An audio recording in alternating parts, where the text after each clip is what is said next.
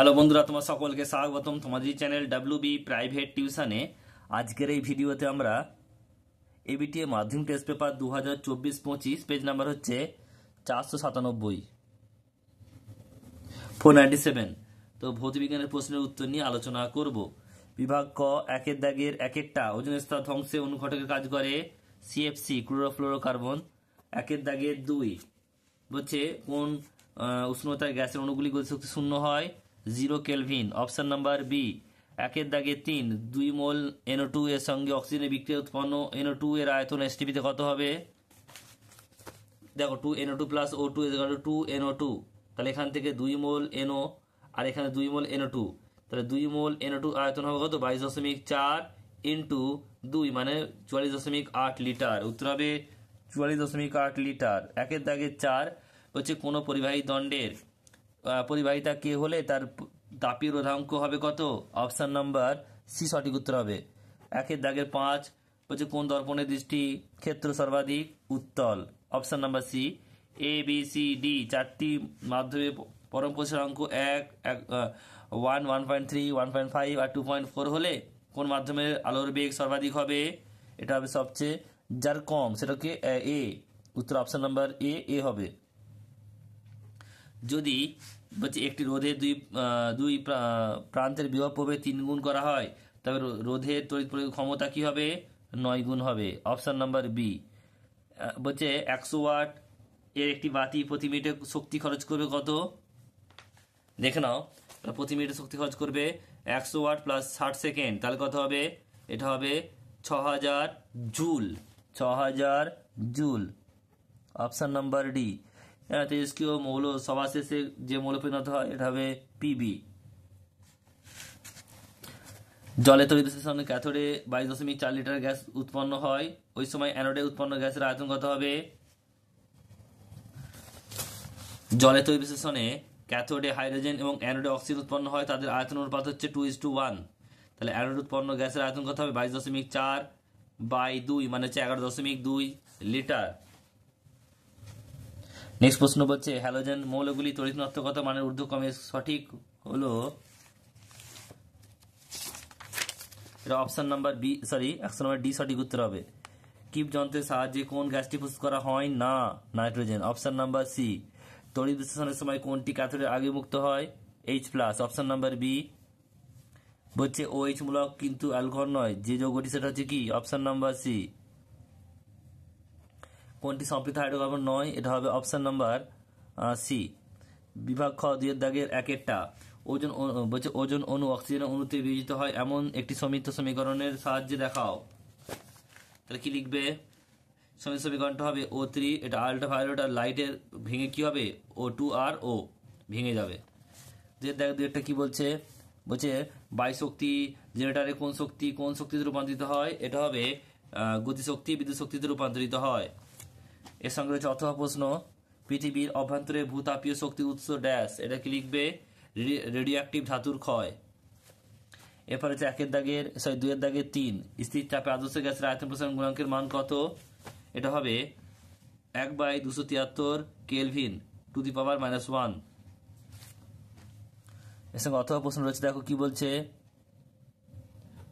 বলছে বায়ু শক্তি জেনারেটর যথাযথ কার্যকারীর জন্য বায়ু প্রবাহের বেগ ন্যূনতম কত হতে হবে? 15 কিমি/ঘন্টা। 2 দাগের 4টা বলছে দেখে নাও, পরম উষ্ণতা গ্যাসের সঙ্গে গ্যাস অণুর গড় বেগের সম্পর্ক VRMS প্রপোর্শনাল টু √T। 2 দাগের 5 বলছে তাপ দিলে বস্তুর তাপমাত্রা বাড়ে না, এমন ক্ষেত্রে উদাহরণ দাও। এটা হবে কি? বরফ গলানো। এরপর রয়েছে এর সঙ্গে অথবা প্রশ্ন, আদর্শ পরিবাহীর ক্ষেত্রে তাপ পরিবাহিতাঙ্কের মান কত? মান 0, সত্য না মিথ্যা? এটা অবশ্যই কি হবে? সত্য হবে। নেক্সট প্রশ্ন 2 দাগের 6, যদি প্রিজমের পারিপার্শ্বিক মাধ্যমের ঘনত্বের তুলনায় প্রিজমের ঘনত্বের উপাদানের ঘনত্ব কম হয়, তবে নির্গত রশ্মি কোন দিকে মেকে যাবে? উত্তরটা কি লিখবে দেখে নাও, রশ্মি মাধ্যম থেকে দূরে মেকে যাবে। নেক্সট প্রশ্ন 2 দাগের 7টা বলছে গোলীয় দর্পণের মুখ্য ফোকাসের সংখ্যা কটি? 1টি। নেক্সট প্রশ্ন বলছে দেখো পরেরটা 2 দাগের আর এটা বলছে কোনো পরিবাহীতে প্রবাহিত তড়িৎ প্রবাহ মাত্রা ও প্রবাহ কাল অপরিবর্তিত থাকলে এসি এর বদলে ডিসি প্রবাহ পাঠালে পরিবাহীতে উৎপন্ন তাপের পরিমাণ কি পরিবর্তন হবে? উত্তর হবে একই থাকবে, কোনো পরিবর্তন হবে না।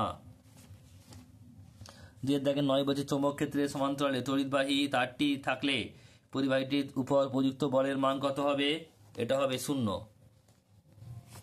নেক্সট প্রশ্ন বলছে 10টা তেজস্ক্রিয় ধাতুর খনিতে আলফা কন্ডেন্সেশনে উৎপন্ন নিষ্ক্রিয় গ্যাসটির নাম কি? এটা হবে রেডন, আর এন, রেডন। নেক্সট প্রশ্ন পরেরটা বলছে দেখে নাও, অথবা একটি অনিয়ন্ত্রিত বিশৃঙ্খলা বিক্রির উদাহরণ দাও। পারমাণবিক বিস্ফোরণ।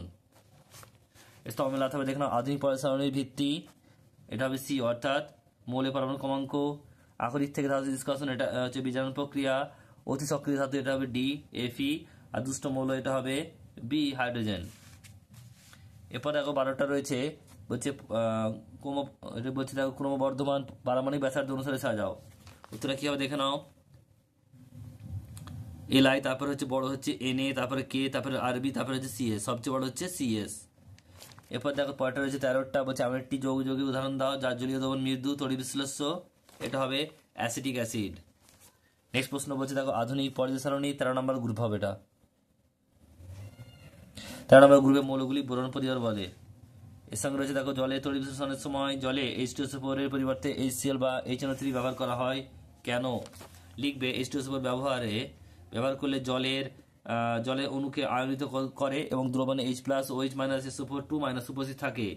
উপস্থিত SO4 2- জলে তড়িৎ বিশ্লেষণে ব্যাঘাত ঘটায়। 15টা বলছে দেখো ধাতব মূলক শনাক্তকরণে কোন গ্যাসটি ব্যবহার করা হয়? এটা হবে H2S, এটা হবে H2S, হাইড্রোজেন সালফাইড। এর সঙ্গে হচ্ছে অথবা প্রশ্ন বলছে চিরি সলফিটারের রাসায়নিক সংকেত কি? এটা হবে NaNO3, NaNO3। নেক্সট প্রশ্ন বলছে দেখো 16টা, বলছে সালফান কি? উত্তর হবে কি লিখবে? তরলীকৃত 100% ওলিয়ামকে সালফান বলে। 17টা বলছে দেখো সিএনজি এর মূল উপাদান গঠন সংকেত কি? এটা হবে মিথেন, সংকেত CH4। এরপর 18টা বলছে দেখো কার্বাইড বাতিতে উজ্জ্বল আলো সৃষ্টি করতে যে গ্যাসটি ব্যবহৃত হয় তার নাম কি? এটা হবে অ্যাসিটিলিন, C2H2। আর নেক্সট প্রশ্ন বলছে CH3CH2CHO এর IUPAC নাম লেখো। এটা কি হবে? প্রোপানল।